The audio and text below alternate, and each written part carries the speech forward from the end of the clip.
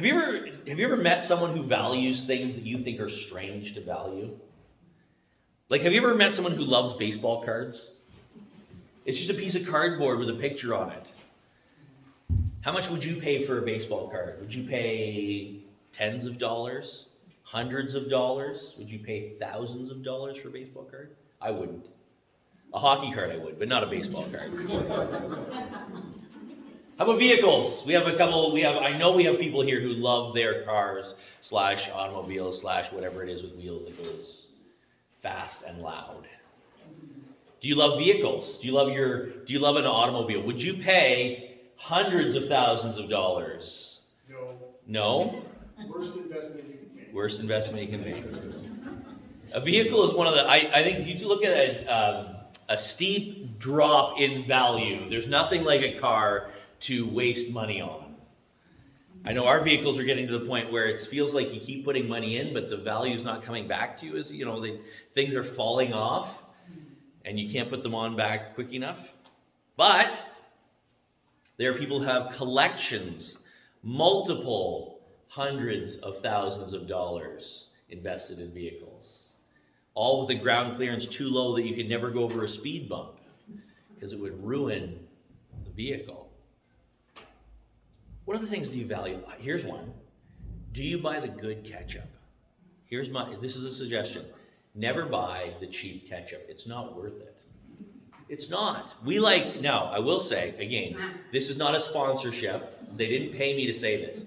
We do enjoy the PC brand ketchup. But it's either PC or the good one. And I guess, okay, I've already mentioned PC. It's Heinz. Yeah, Heinz is the other one.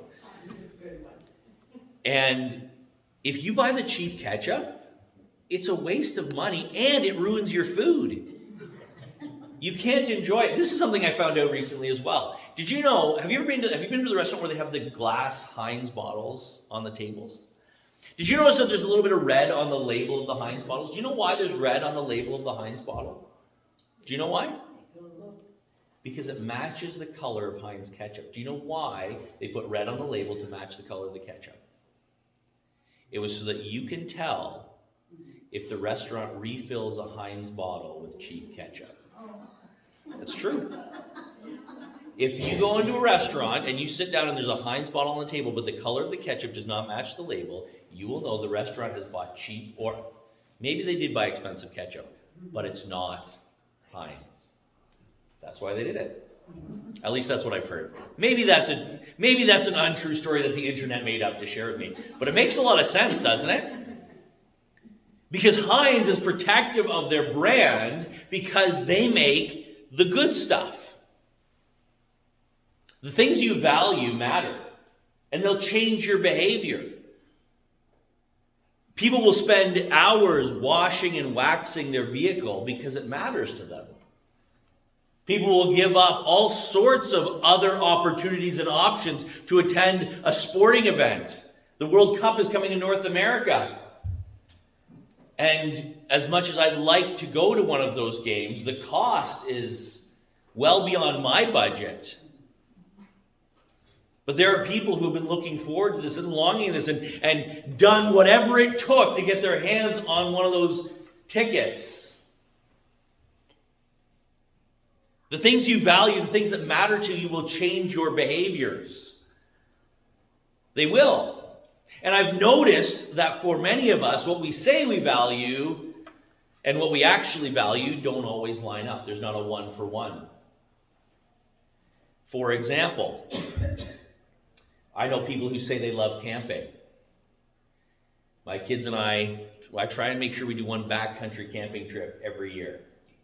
And my kids are very gracious when they come on backcountry camping trips because I don't value like the comforts of camping all that much. I want to just go out in the bush and wander around for a bit. And what I've noticed is that when it's time to crawl out of your hammock in the morning, there's not a lot of people who are excited about that prospect.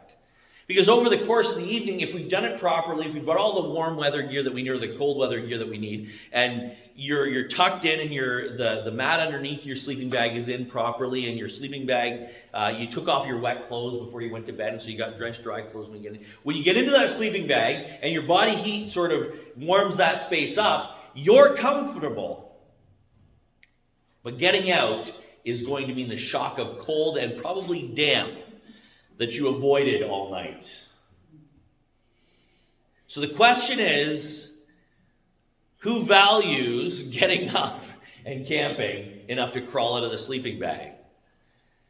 And the first night of the trip isn't too bad, right? The first night of the trip, you're still excited. There's that novelty of it. But by night 3 or 4, some of you are saying, when is this going to be over?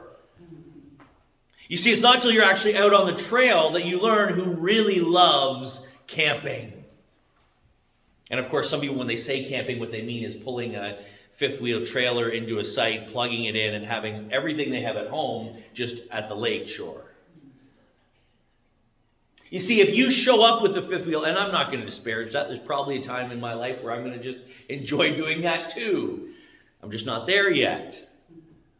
But if you say, I love camping, but you can't do it without an air conditioner, my question is, do you really love camping? Maybe. I think you're learning a little bit of my values today by what I'm saying. You see, the same thing is true about following Jesus. There's lots of people who say, I love Jesus, I follow Jesus. The question is, do your actions show that that statement is true?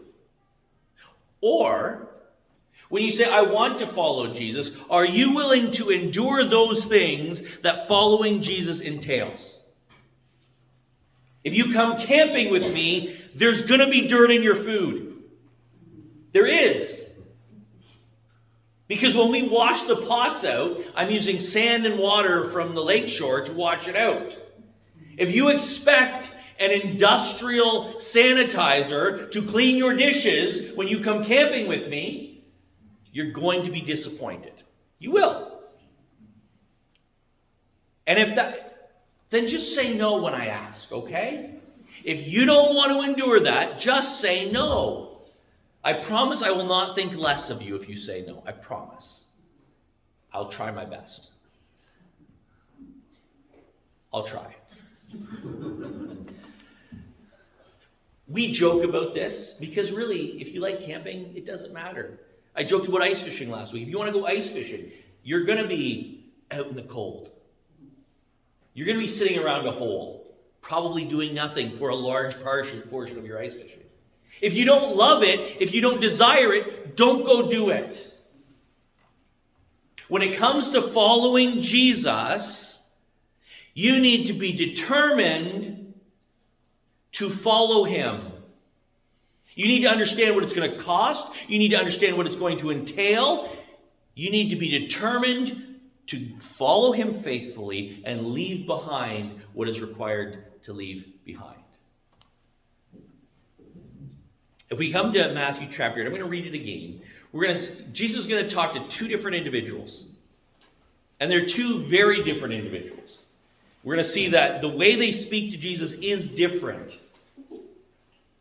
Their approach, their language, their posture, it seems like the two have different concerns. And Jesus is going to, for one of them, look forward, and for one of them, look back. And he's going to warn them that following him is not easy, it is not convenient, it will require sacrifice. And what I find most interesting about this passage of Scripture, what I find most interesting about this little section that we're going to read, is that we never hear the answer. We never hear the decision. We never hear the result. These two individuals are going to say, Jesus, I'm going to follow you, but. In the first one, Jesus reads between the lines. And the first one says, I'm going to follow you wherever you go. And Jesus says, but are you really thinking about what that's going to mean for you? But I never hear what his response is.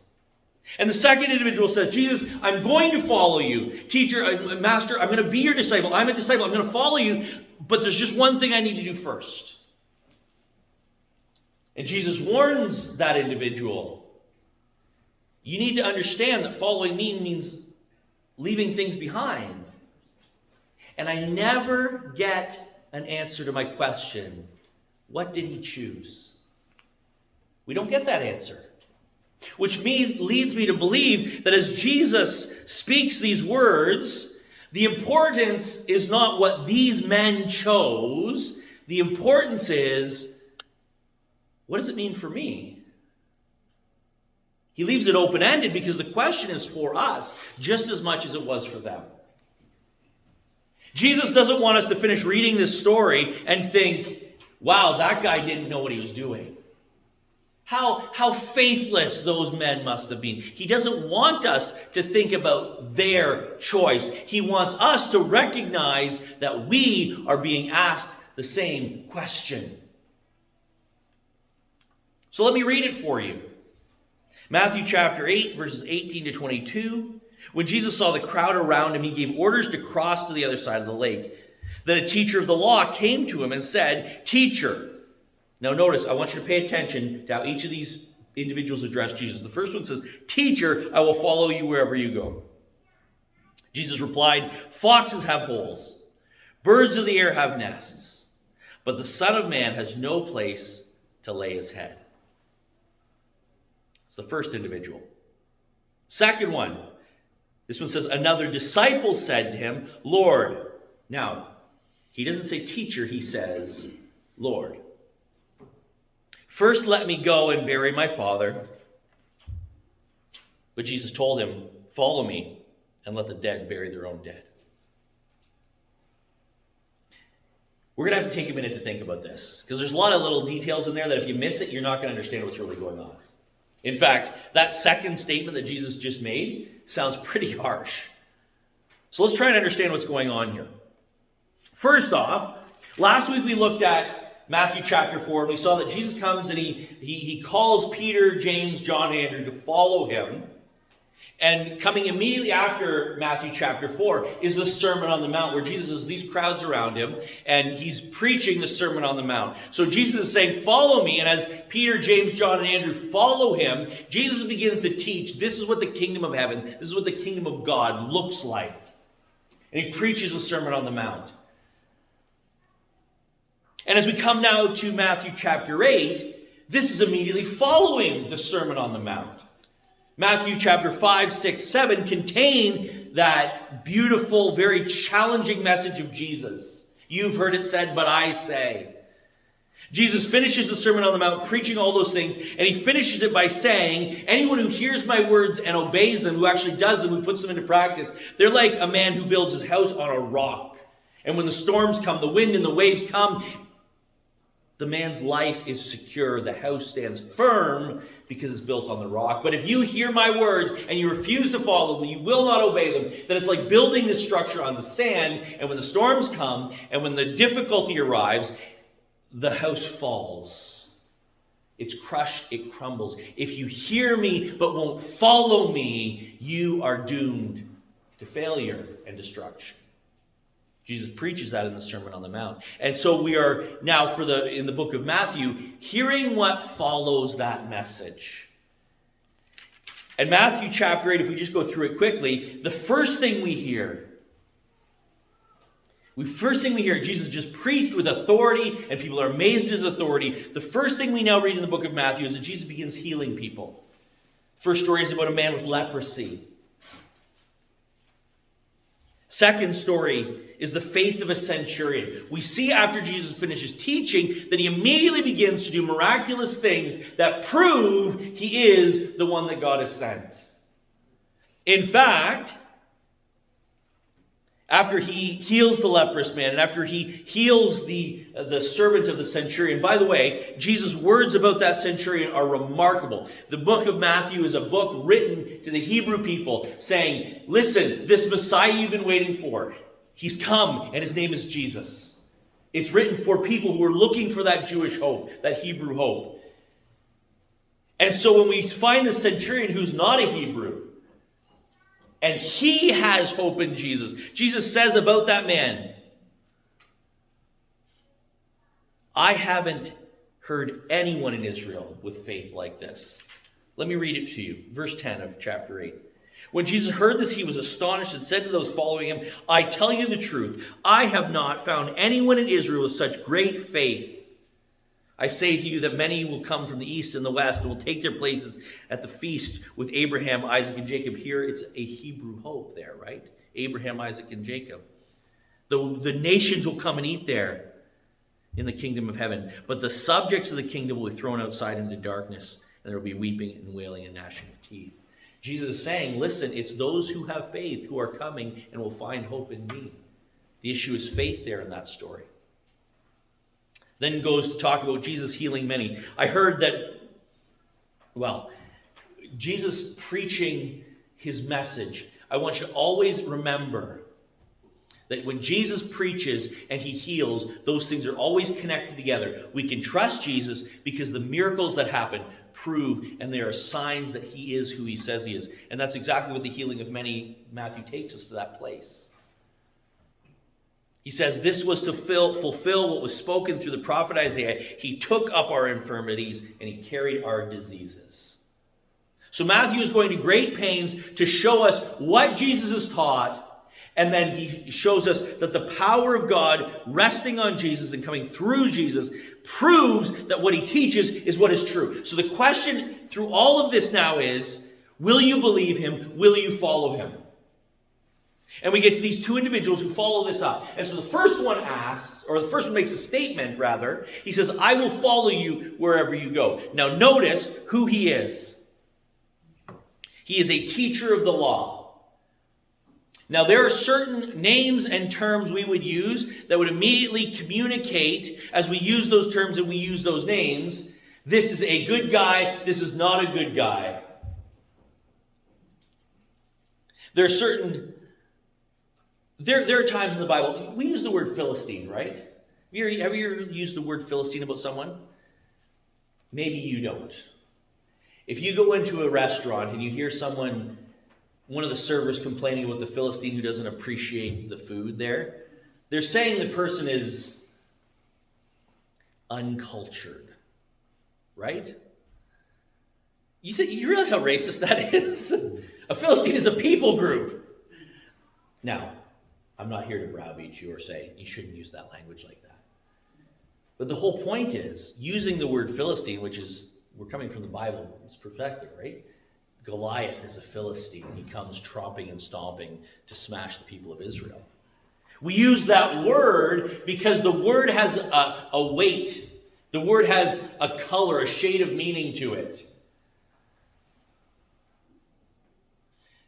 I was born into a generation referred to as millennials. When I hear someone talk about millennials, they usually have an idea in their mind about what people like me are like. When Matthew uses the term teacher of the law or scribe, he's not trying to help us understand this is a good person. The teacher of the law in the book of Matthew, in general, as a group, they carry some baggage. They like to test Jesus. They like to try Jesus. Very rarely do they genuinely believe in Jesus. And you'll notice that when the teacher of the law, the scribe, speaks, he calls Jesus teacher. What's wrong with that? If I call someone teacher, I'm usually not insulting them. I'm using a term of respect. The problem is, Jesus isn't just a teacher. If this scribe sees Jesus as one who gives instruction, one who can build into them, one who can lead them into better knowledge or deeper understanding, but he does not see him as the one who will save his soul, the one who came to set captives free, the one who came to fulfill the promises, all God's promises to his people. If he cannot see Jesus for who he really is, there will come a point where that man says, it's not worth it anymore. I'll find another teacher. And that's exactly what Jesus is saying to him. The man says, teacher, I will follow you wherever you go. I value you as a teacher, Jesus. And Jesus says, really? How much are you willing to pay for your education? Now, I don't know if you've paid tuition recently, if you have kids or grandkids who went to college or university. There's a pretty high price put on education. However, the dorm rooms at most colleges are at least dry and warm and safe. Well, I've seen a few, but in general, the college doesn't make you sleep out in the grass. It doesn't make you wander the fields. It just makes you cut a check, which can be steep enough. Jesus says, if you keep thinking about me merely as a teacher, when you realize what it means to follow me, you will give up. Jesus says, look at those little foxes over there. When it's time for them to go to bed, they run into their hole, they hide in their den, and they go to sleep. And he looks up at the sky and says, see those birds flitting around? They look so free and happy and untroubled, don't they? Well, that's because when those little birds have collected their seeds or eaten their insects or whatever it is those little guys are about today, they will flutter home to their tree or their bush, and they will sit down and they will snuggle into their nest, and they will rest for the night. But me, there's nowhere for me to lay my head. Are you willing to take up that life? Are you willing to do that? I'm going to spoil the next. I have a point that's going to move us into the verses immediately following this, but I want you to know the next story we hear. Do you know where Jesus is sleeping? You know the next place we find Jesus? It's sleeping in the prow of a boat in the middle of a storm. That is where the Son of Man is going to get to lay his head. Are you willing to live that life? Not if you only think of Jesus as your teacher. The teacher dismisses the students and they get to go home. Jesus says that's not what people who follow me are up for. Then immediately after Jesus is finished speaking, Matthew writes that another disciple, now notice we have a different word used here, a disciple.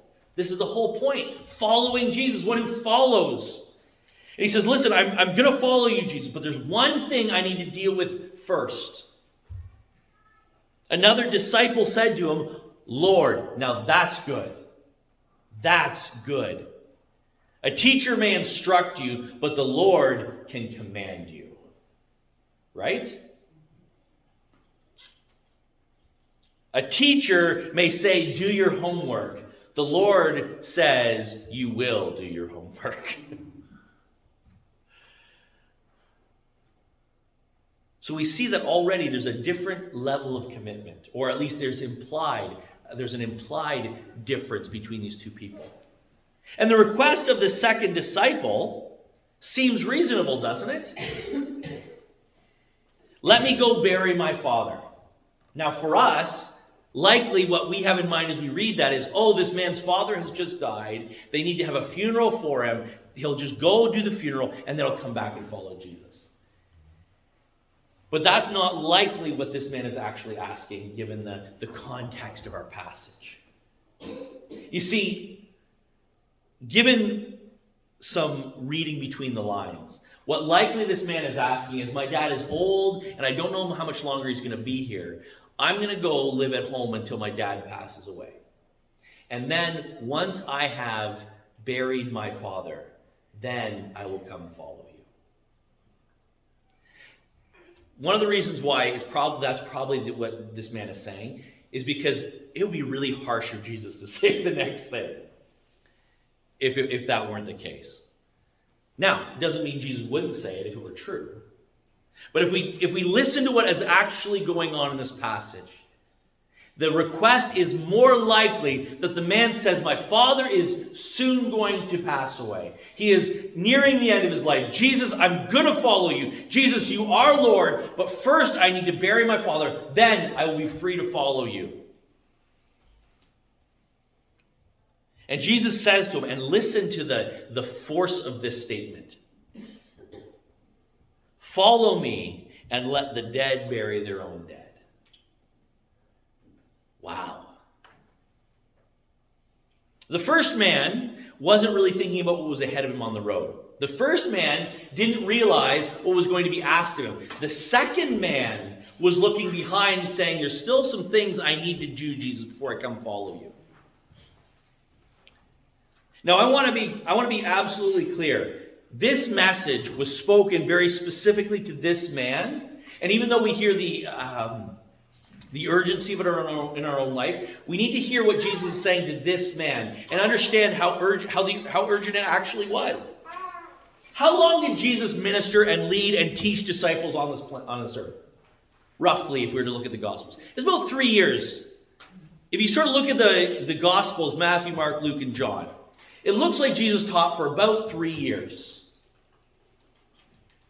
So what was the window for this man to learn at the feet of Jesus, the Messiah, the one who was sent from God to bring life and hope to this world? What was his window of opportunity to follow Jesus in this way? 3 years.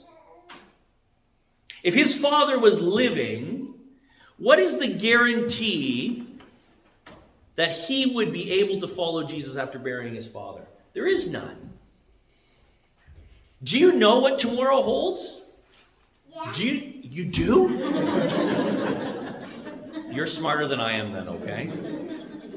Well, you know what? I think one really nice thing is that if we have a mom or a dad or grandma or grandpa, they often take care of tomorrow for us, so we don't have to worry too much about what tomorrow. Yeah, that's exactly right. Man, I could have preached a whole different message now this morning. But I want you to hear. So do you understand the urgency of this? Do you understand now why Jesus sounds so harsh? If it were just a matter of burying, if it were just a matter of a funeral service, I'm not sure that Jesus would have said that. In fact, we know in the Old Testament that there were occasions where even the priests would defile themselves because of the urgency of caring for family, and that there was a time where it was the priests would be excused from some of their duties. There are other cases, in the case of a Nazarite or maybe the high priest at certain times, yes, they had to even forego those most urgent requests. But in general, there's a recognition that sometimes God calls us into places where we grieve, and grief is real for us. And if it were just a matter of burying the father, having the service, doing the interment, and then following Jesus, I don't think that we would have got the same answer. But what this man is actually saying is, as long as my father is still alive, I want to be with him for that time. Then Jesus, once I've gotten what I want, once my priorities have been set, once my priorities have been fulfilled, then I will follow you, Jesus. And Jesus says, you don't understand. God has sent me on a mission. My Father has a mission for me, and it is right now. It's right now. I'm going to walk these roads for maybe 3 years with you. And if you miss me now,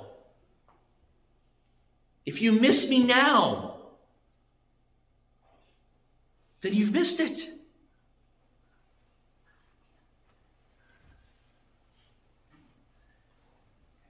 Let the dead bury their own dead. You've got to leave them behind. Not because they don't matter, but because what's ahead of you matters more.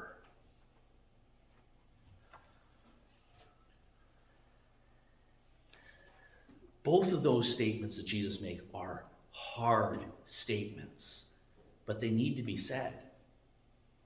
Following Jesus means you're going to go places and you're going to do things, and there are going to be things that are demanded of you that are uncomfortable and difficult, and they may even be deadly. So you need to know before you set out that you're willing to follow whatever it costs, whatever it takes. And in the same way, following Jesus means being able to detach yourself from the things that are behind, the things that would distract you. And if you can't leave them behind, you're not going to be able to follow forward. You need to understand that what lies ahead of you is of greater value than what is behind you. That following Jesus means that you will lack no good thing. And so you're able to turn your back on what's behind and follow him. By the way, my question would be, if Dad wants to follow Jesus, wouldn't that be even better?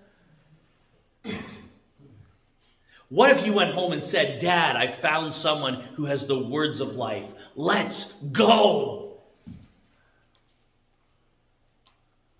Jesus says, follow me and let the dead bury their own dead. There are those who don't love Jesus. You cannot drag them kicking and screaming with him.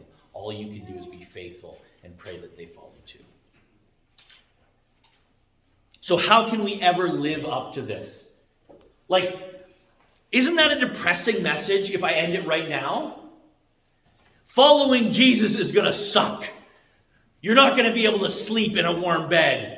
There's nowhere for the Son of Man. You might even get stuck in a boat that's probably going to go under one day. That's what following Jesus. Isn't that a depressing message? Everyone you love, you need to leave them behind so you can follow Jesus. Doesn't that sound like torture? What kind of gospel is that?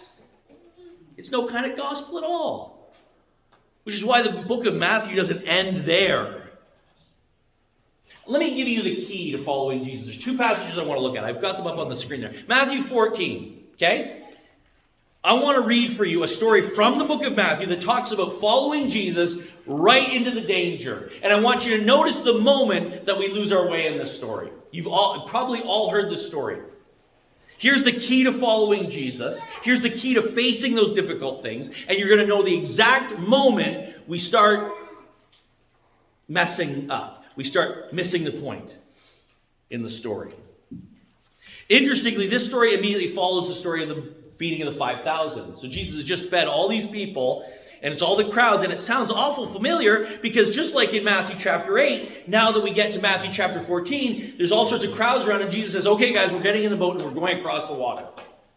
Very similar to what we found in Matthew chapter 8.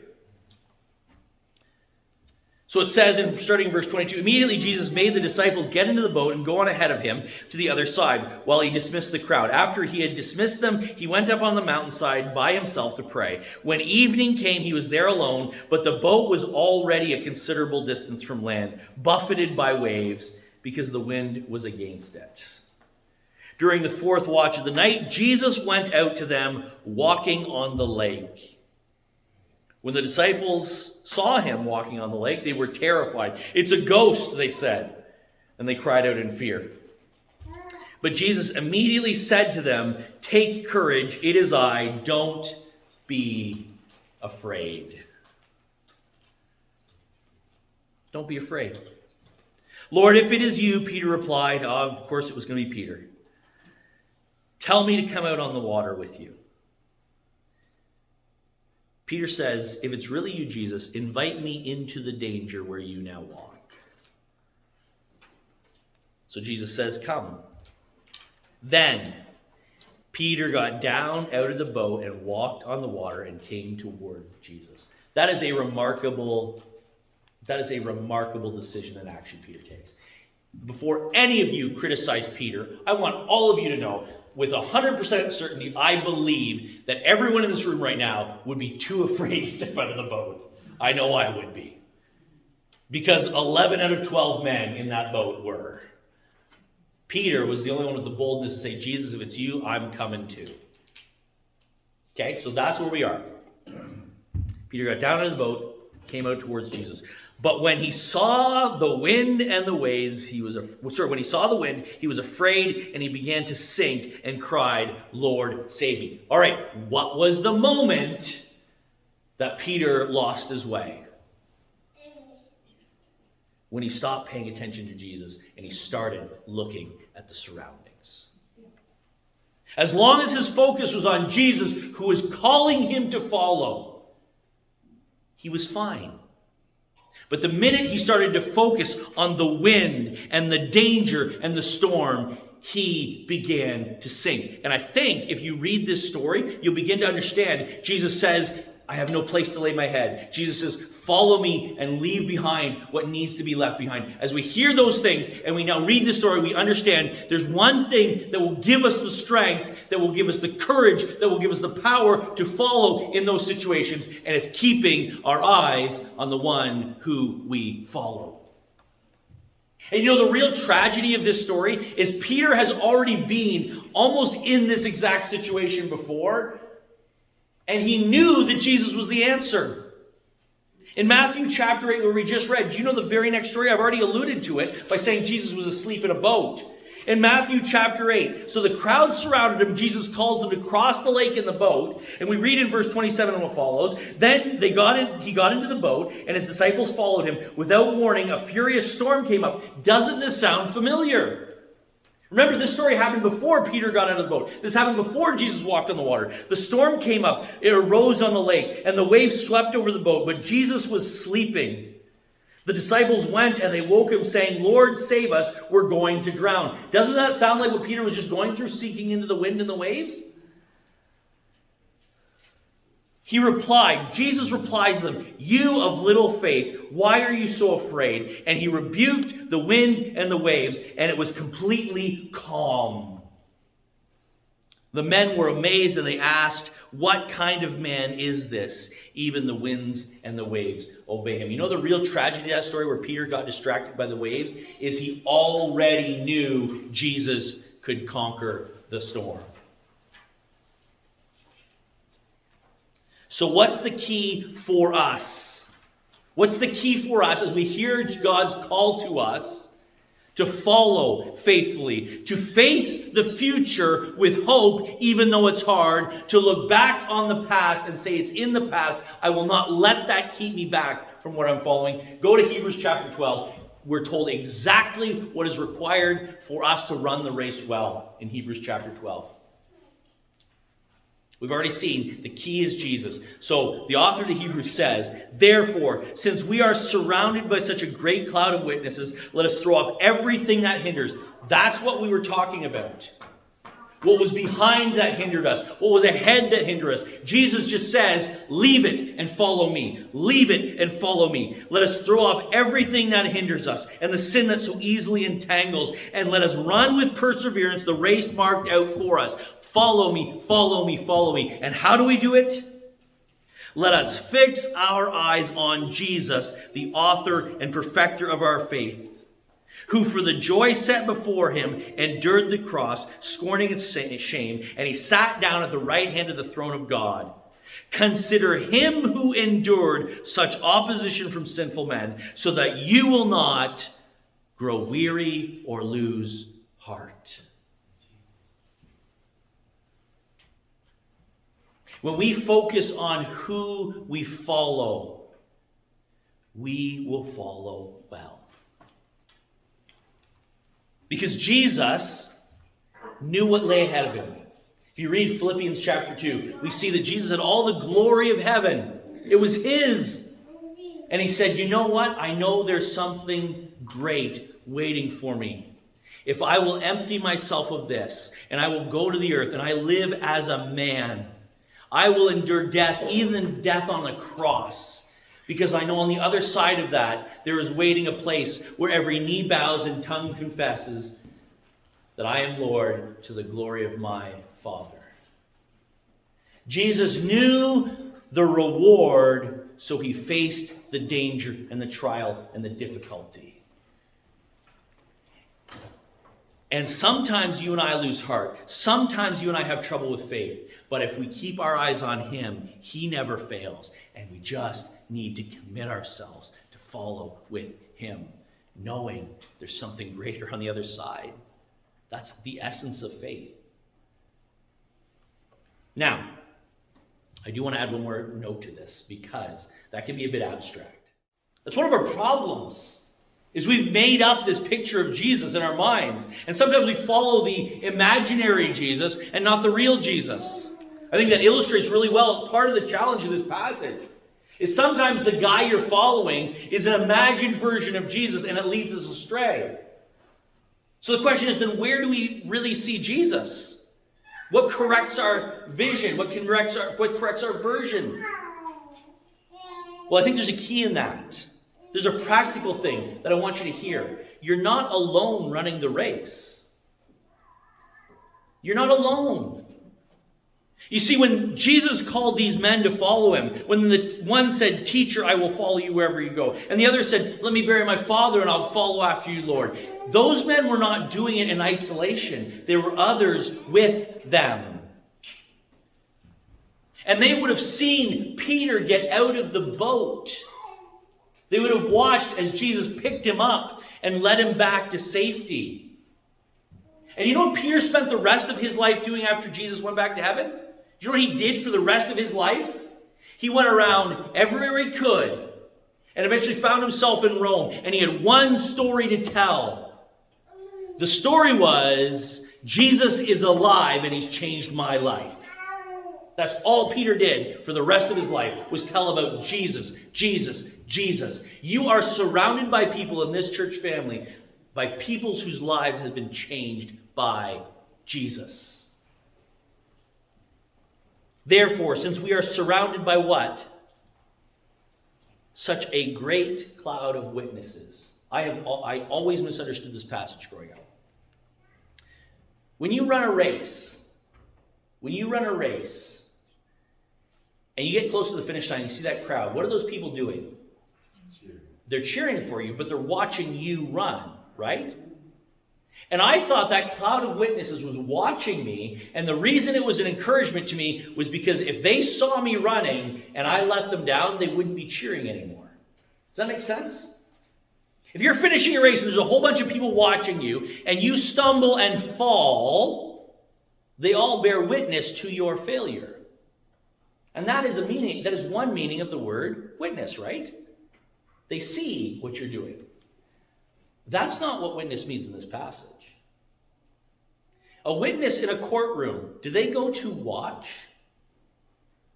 No.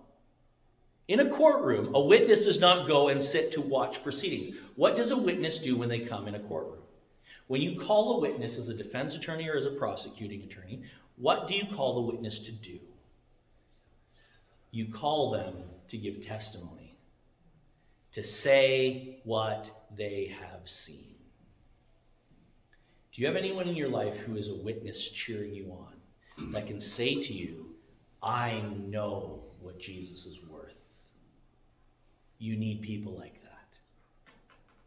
You need people who can say to you, I have seen the glory of Jesus, and what waits for us on the other side is greater than what we left behind. You need people who can speak truth into your life that says, I know it's hard, but it's worth it.